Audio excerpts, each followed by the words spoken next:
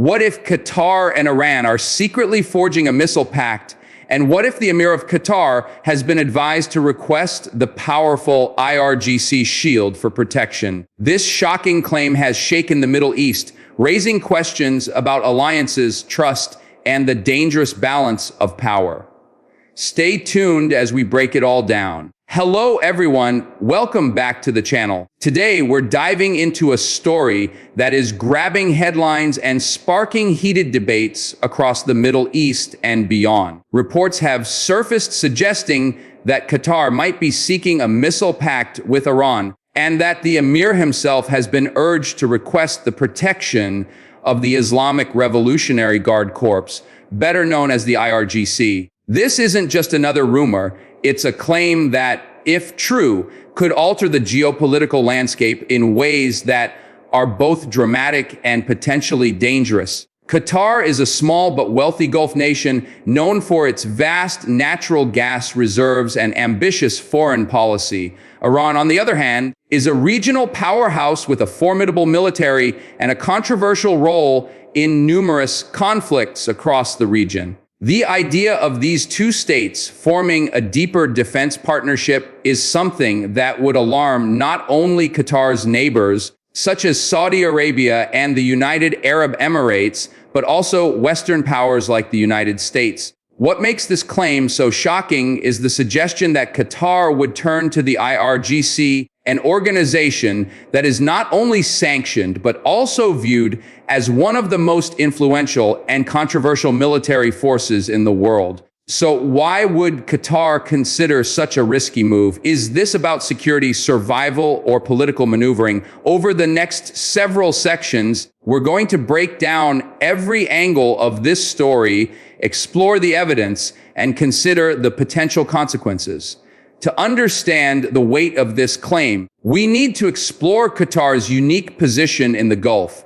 Qatar has always had to balance carefully between larger, more powerful neighbors. Its land border with Saudi Arabia means that relations with Riyadh are vital, yet historically complicated. In 2017, Saudi Arabia, the UAE, Bahrain, and Egypt imposed a blockade on Qatar, accusing it of supporting terrorism and being too close to Iran.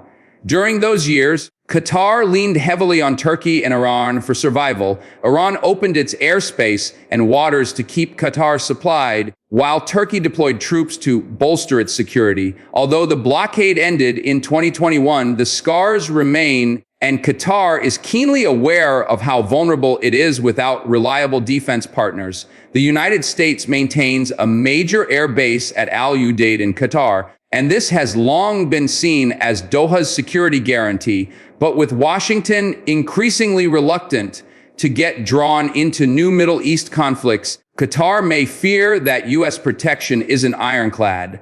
That's where the alleged missile pact with Iran comes in.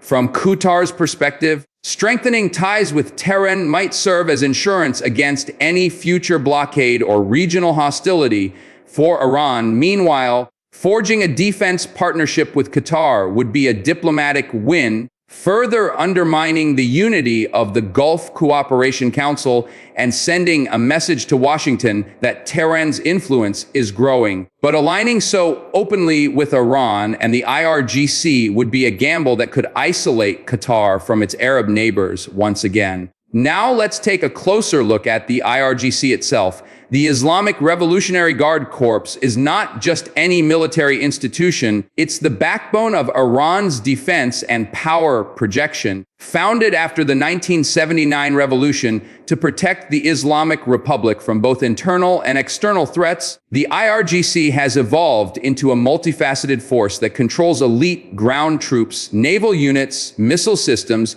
and the infamous Quds Force, which handles operations abroad. The IRGC also wields significant political and economic influence inside Iran, overseeing major industries, construction projects, and even parts of the energy sector. Internationally, the IRGC has been accused of fueling conflicts in Lebanon, Syria, Iraq, and Yemen by supporting militias and armed groups aligned with Iran's interests. It's precisely this reputation that makes the idea of Qatar relying on an IRGC shield so provocative. Western governments, especially the United States, have designated the IRGC as a terrorist organization, which means any formal security partnership with them would come with immense political costs. At the same time, Iran's missile program is among the most advanced in the region. Its arsenal ranges from short-range tactical missiles to longer-range systems capable of striking distant targets. If Qatar were to gain access to or protection from this missile network, it would instantly shift the strategic balance in the Gulf. Neighbors like Saudi Arabia and the UAE would see it as a betrayal, and Israel would likely interpret it as a direct threat. The implications of this alleged pact therefore extend far beyond Qatar's borders. So why would Qatar even consider such a dangerous move? The answer may lie in the shifting power dynamics of the Middle East.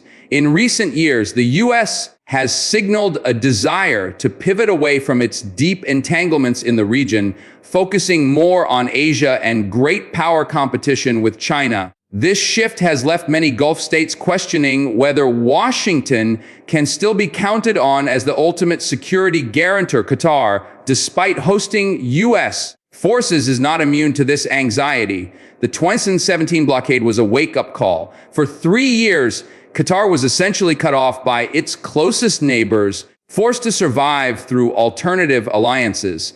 The memory of that crisis looms large, and Qatari leaders know that political winds can shift quickly. If Riyadh or Abu Dhabi were to once again turn against Doha, Qatar might find itself isolated unless it has another powerful ally to rely on. Iran, for all its baggage, is geographically close and already proved willing to help Qatar during the blockade. A missile pact could therefore be seen as an insurance policy, a deterrent against future aggression. But this logic comes with serious risks. By leaning toward Iran, Qatar could undo years of diplomatic repair with Saudi Arabia and the UAE. It could also strain ties with Western partners who see the IRGC as an adversary, not a protector. In other words, while the move might strengthen Qatar's security in the short term, it could weaken its position strategically in the long run. It's also important to consider the timing of these reports. The Middle East right now is experiencing multiple overlapping crises. The war in Gaza has drawn in regional players, with Iran openly backing groups like Hamas and Hezbollah, while Gulf states are trying to balance between supporting Palestinians and maintaining ties with the West. At the same time, tensions with Israel are escalating, and drone and missile attacks in the region are becoming more frequent. Against this backdrop, the notion of Qatar reaching out to the IRGC seems particularly explosive.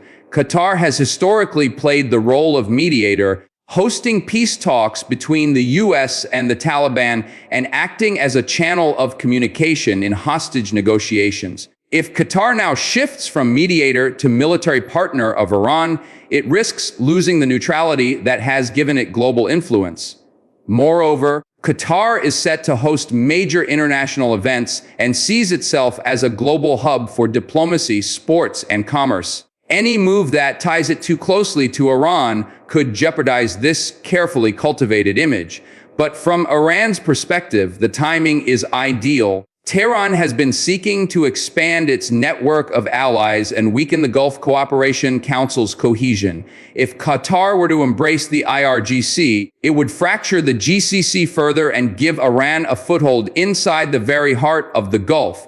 This would be a strategic coup for Iran, but a diplomatic disaster for the Gulf bloc as a whole. Let's talk about the reactions this claim has sparked so far. While no official confirmation has come from Doha or Tehran, the speculation alone has set off alarms. Analysts in Saudi Arabia and the UAE have already warned that if Qatar aligns with Iran militarily, it will face renewed isolation. Some even suggest that Riyadh and Abu Dhabi could consider sanctions or coordinated pressure campaigns to deter Doha from taking such a step. Western governments, too, would be put in a difficult position. On one hand, Qatar hosts key U.S. and allied military assets.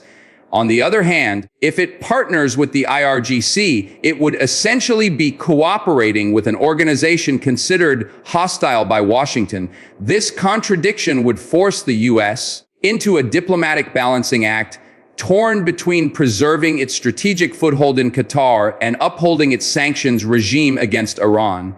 Israel, meanwhile, would view a Qatar-Iran missile pact as a red line, already on high alert due to Hezbollah and Iranian influence in Syria. Israel would see this development as another expansion of Tehran's reach.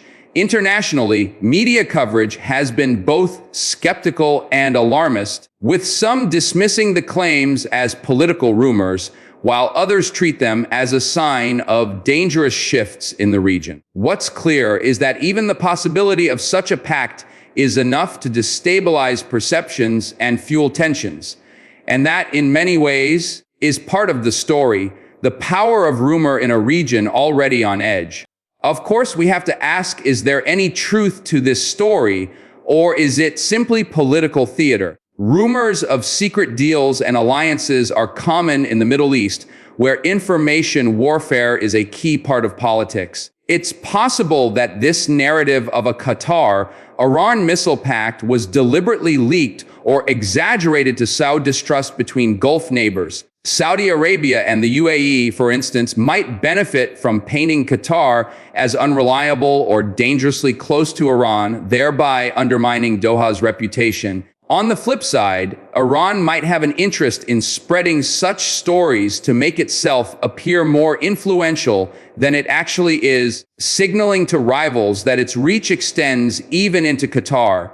Then there's the possibility that Qatar itself is using the rumor as leverage. By allowing whispers of an IRGC shield to circulate, Doha could be sending a warning to its neighbors and allies: don't take us for granted because we have other options. This would be a form of strategic signaling designed not to commit Qatar to an actual alliance, but to remind everyone that its foreign policy is flexible. Ultimately, without concrete evidence, it's impossible to confirm the truth. But what matters just as much as the facts are the perceptions. Even the suggestion of such a pact changes the way other countries calculate their strategies toward Qatar, proving once again that in geopolitics, perception often carries as much weight as reality. Now let's imagine what would happen if this pact actually materialized. The most immediate effect would be a dramatic escalation of tensions within the Gulf Cooperation Council. Saudi Arabia and the UAE would view Qatar as having crossed a dangerous line, and the fragile unity that was restored after the 2017 blockade would unravel. Diplomatic relations could freeze, and economic measures might follow. Beyond the Gulf, the United States would face a serious dilemma. The Al Udeid Air Base is central to U.S. operations in the region, but Washington could not easily ignore a formal alliance between Qatar and the IRGC. This would force American policymakers to weigh the benefits of their base against the risks of legitimizing Iran's influence. Israel would almost certainly respond with heightened military readiness, and there might even be talk of preemptive measures if Iranian missiles were stationed near Qatar. Meanwhile, Iran would celebrate such a deal as a massive victory, proving that even U.S. allies are willing to work with Tehran under the right circumstances. The global reaction would be equally significant. Energy markets could be rattled by fears of instability in the Gulf, driving up oil and gas prices worldwide. European countries already dependent on Qatari gas would be placed in an awkward position of balancing energy needs with political alignment. In short, if this pact became real, the ripple effects would be felt far beyond Doha and Tehran. They would reshape the balance of power across the Middle East and even the global economy. But what about the domestic side of things? Inside Qatar, the leadership has always had to manage a delicate balance between maintaining independence and avoiding conflict. The population is small, with Qatari citizens making up a minority compared to the large expatriate workforce. This means the government relies heavily on wealth, diplomacy, and security guarantees to maintain stability. A partnership with the IRGC could be deeply polarizing domestically. Some might see it as a bold move to guarantee Qatar's sovereignty, while others could worry about the international isolation it might bring. The business community, in particular, would fear sanctions and reputational damage if Qatar became too closely tied to Iran. Sports and cultural diplomacy, which Qatar has invested heavily in, would also suffer. Hosting global events like the FIFA World Cup was part of Qatar's strategy to project a modern, international image. Aligning with the IRGC would undermine that narrative and risk alienating the very audiences Qatar has worked so hard to attract. Moreover, Qatari leaders would have to manage their relationship with the United States very carefully. Alienating Washington could threaten the very security umbrella that Doha has depended on for decades.